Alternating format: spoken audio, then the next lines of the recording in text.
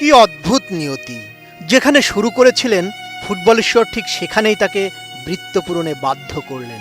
2010 সালের আগস্টে নিউ জার্সির মেটলাইফ স্টেডিয়ামে যুক্তরাষ্ট্রের বিপক্ষে প্রীতি ম্যাচ দিয়ে আন্তর্জাতিক ফুটবলে অভিষেক হয়েছিল নেইমার জুনিয়রের। সেই ম্যাচে নিজের প্রথম আন্তর্জাতিক গোলও পেয়েছিলেন তিনি। এরপর ব্রাজিলের জার্সিতে একে একে 80টি গোল করে হয়েছিলেন সর্বোচ্চ গোলদাতা।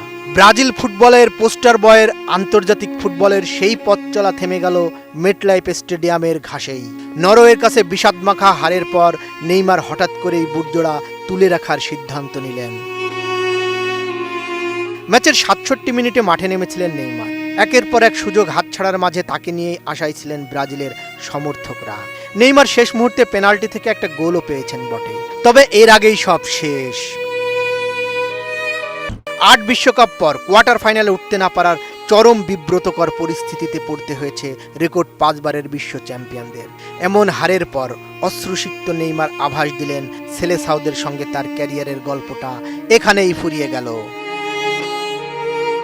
নরওয়ের কাছে নিউ জার্সিতে রোববার রাতে 2-1 ব্যবধানে হারে ব্রাজিল। আর্লিং হল্যান্ডের জোড়া গোলে নরওয়ে যখন জয়ের সুবাস পাচ্ছিল, তখন শেষ মুহূর্তে পেনাল্টি থেকে ব্রাজিলের হয়ে সান্ত্বনাসূচক একমাত্র গোলটি করেন 34 বছর বয়সী এই ফরওয়ার্ড। নিউ জার্সির মেটলাইফ স্টেডিয়ামে ম্যাচের শেষ বাঁশি বাজার সঙ্গে সঙ্গে মাঠেই কান্নায় ভেঙে পড়েন নেইমার। সতীর্থরা ছুটে এসে তাকে সান্ত্বনা দেওয়ার চেষ্টা করেন।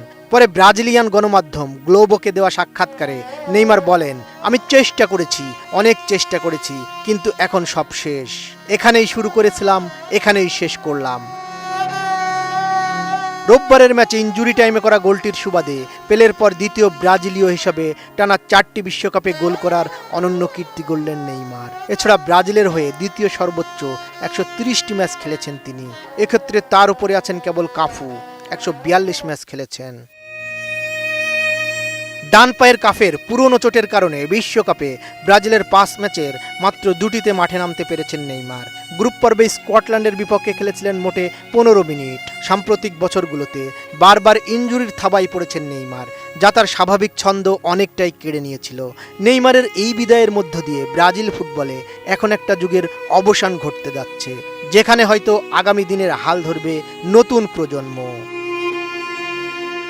বদিউজ্জামান মিলন, ATN নিউজ।